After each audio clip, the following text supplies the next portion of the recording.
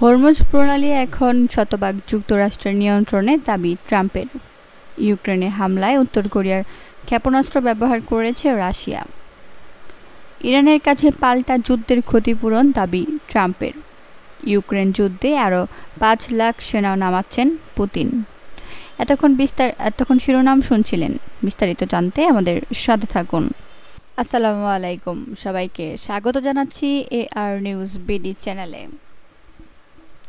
Hormuz প্রণালী থেকে mine সরিয়ে ফেলার পর কৌশলগত এই নৌপথের পুরো নিয়ন্ত্রণ এখন মার্কিন সেনাবাহিনীর হাতে বলে দাবি করেছেন যুক্তরাষ্ট্রের প্রেসিডেন্ট ডোনাল্ড ট্রাম্প।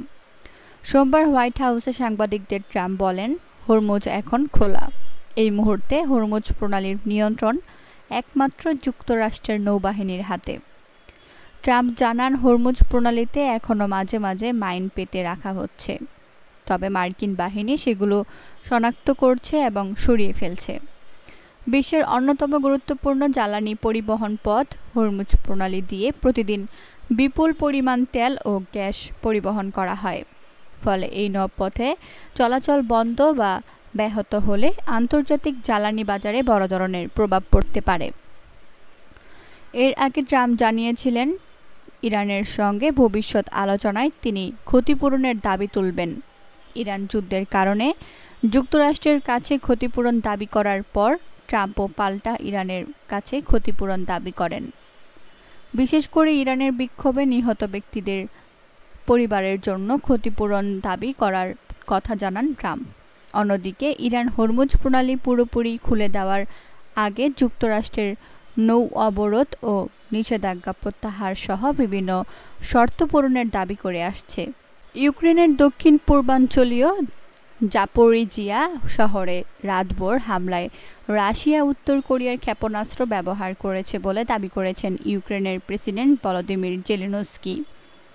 তিনি বলেন, ওই হামলায় ৬ জন নিহত এবং ১৯ জন আহত হয়েছেন। জেলেনস্কি বলেন, জাপোরিজিয়া শহরে উত্তর কোরিয়ার ব্যালিস্টিক ক্ষেপণাস্ত্র, রাশিয়ার জিরকন হাইপারসনিক ক্রুজ ক্ষেপণাস্ত্র এবং গাইডেড এরিয়াল বোমা দিয়ে হামলা চালানো হয়েছে। তিনি বলেন, হামলায় ব্যবহৃত অস্ত্রের মধ্যে উত্তর কোরিয়ার ব্যালিস্টিক ক্ষেপণাস্ত্র ছিল, পাশাপাশি রাশিয়ার জিরকন হাইপারসনিক ক্রুজ ক্ষেপণাস্ত্রও ব্যবহার করা হয়েছে বলে জানান তিনি। জেলেনস্কির মতে, ইউক্রেন ও ইউরোপে উত্তর কোরিয়ার হামলা যত বাড়বে, তাদের ক্ষেপণাস্ত্র ও সৈন্য যত বেশি ব্যবহৃত হবে, তারা ততই তাদের দুর্বলতা ও সীমাবদ্ধতাগুলো শুধরে নেবে। এটি বাকি বিশ্বের জন্য বিপদ ডেকে আনবে। এর আগেও জেলেনস্কি উত্তর কোরিয়ার কাছ থেকে সামরিক সহায়তা পাওয়ার জন্য রাশিয়াকে অভিযুক্ত করেছেন। গত সপ্তাহে তিনি সতর্ক করে বলেন, রাশিয়ার ভূখণ্ড রক্ষার সামরিক অভিযানে যোগ দিতে প্রায় ৫০,০০০ সৈন্যকে পাঠাচ্ছে উত্তর কোরিয়া। এর আগে রাশিয়ার তাতারস্তান প্রজাতন্ত্রে ইউক্রেনের ড্রোন হামলায় অন্তত ১৩ জন নিহত হয়েছেন। নিহতদের মধ্যে এক শিশুও রয়েছেন। হামলায় আরও ৭৫ জন আহত হয়েছেন বলে রুশ কর্মকর্তারা জানিয়েছেন। রাশিয়ায় মস্কোর ইউক্রেন যুদ্ধ শুরুর পর একক হামলায় এটি অন্যতম প্রাণঘাতী হামলা। প্রধান রুস্তাম মিনিখানভ হামলার বিষয়টি নিশ্চিত করে নিহতদের পরিবারের প্রতি সমবেদনা জানিয়েছেন। হামলার পর তাতারস্তানে শোক ঘোষণা করা হয়েছে। হামলা ইউক্রেন সীমান্ত থেকে ১,১০০ কিলোমিটারেরও বেশি দূরে অবস্থিত নিজনে কামস্থ শহরকেও লক্ষ্যবস্তু করা হয়। ইউক্রেনের সশস্ত্র বাহিনী জানিয়েছে, শহরটির তানেকো তেল শোধনাগারে হামলা হয়েছে। ইউক্রেনের প্রতিরক্ষা প্রযুক্তি নির্মাতা প্রতিষ্ঠান ফায়ার পয়েন্ট জানিয়েছে, হামলায় তাদের তৈরি FP-1 ড্রোন ব্যবহার করা হয়েছে।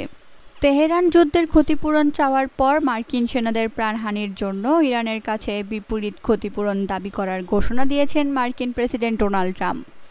সোমবার এক বক্তব্যে ট্রাম্প এই পাল্টা শর্ত তুলে ধরেন। নিজের সামাজিক যোগাযোগ মাধ্যম ট্রুথ সোশ্যালে দেওয়া একটি পোস্টে তিনি বলেছেন, আমি দেখছি ইসলামিক রিপাবলিকান অব ইরানের প্রতিনিধিরা গত ৫ মাসের সামরিক সংঘাতে তাদের যে ক্ষতি হয়েছে তার জন্য ক্ষতিপূরণ চাইছেন। যদিও আমাদের কোনো আলোচনা বা বৈঠকে এটি আগে কখনোই বলা হয়নি। ওই একই বার্তায় ট্রাম্প যুক্ত করে বলেন, আমিও একইভাবে ইরানের কাছে ক্ষতিপূরণ দাবি করছি। ট্রাম্প জানান, তিনি কেবল চলতি যুদ্ধের ক্ষতির জন্যই ক্ষতিপূরণ চাইছেন না, বরং 2003 সালে ইরাকে মার্কিন আক্রমণের পর থেকে বিগত 2 দশকেরও বেশি সময় ধরে মিত্র মিলিশিয়াদের মাধ্যমে ইরানি সহায়তায় পরিচালিত হামলায় মার্কিন সেনাদের ওপর যে আঘাত এসেছে তারও ক্ষতিপূরণ চান। ইউক্রেন যুদ্ধে নতুন করে 5 লাখ সেনা সংগ্রহের পরিকল্পনা করছেন রুশ প্রেসিডেন্ট ভ্লাদিমির পুতিন।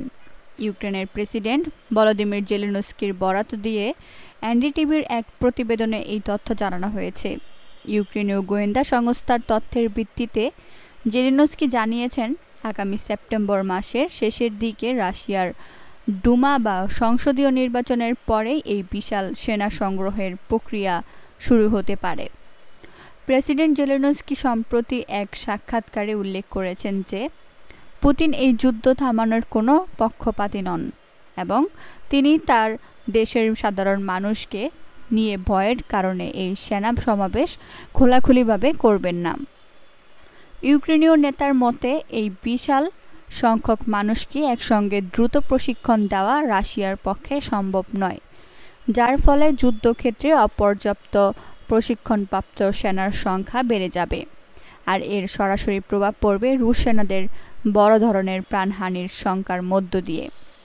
এদিকে ইউক্রেনীয় বাহিনী রাশিয়ার অভ্যন্তরে গভীরে আক্রমণ চালিয়ে যাওয়ায় এই যুদ্ধ আরও মারাত্মক মোড় নিতে পারে বলে আশঙ্কা প্রকাশ করেছেন তুরস্কের পররাষ্ট্রমন্ত্রী হাকান ফিদান।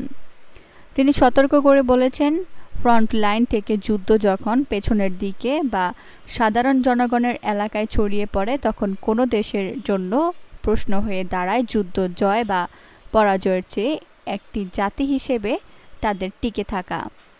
এমন পরিস্থিতিতে পুতিন তার শেষ বিকল্প বা পারমাণবিক অস্ত্র ব্যবহারের কথা ভাবতে পারেন। তুর্কি সংবাদ মাধ্যম আনাদোলুর এডিটর্স ডেস্ক প্রোগ্রামে কথা বলতে গিয়ে ফিদান এই পরিস্থিতিকে অত্যন্ত বিপজ্জনক বলে উল্লেখ করেন এবং বিষয়টি পশ্চিমা মিত্রদের সঙ্গেও আলোচনা করা হয়েছে বলে জানান। জাতিসংঘের তথ্য অনুযায়ী চলতি বছর রাশিয়া ও ইউক্রেন উভয় পক্ষই দূরপাল্লার হামলা উল্লেখযোগ্য হারে বাড়িয়ে দিয়েছে, যার ফলে বেসামরিক লোকজনের মৃত্যুর হারও অনেক বেড়ে গেছে। আজ এখানেই শেষ করছি। সবাই ভালো থাকুন, সুস্থ থাকুন। আল্লাহ হাফেজ।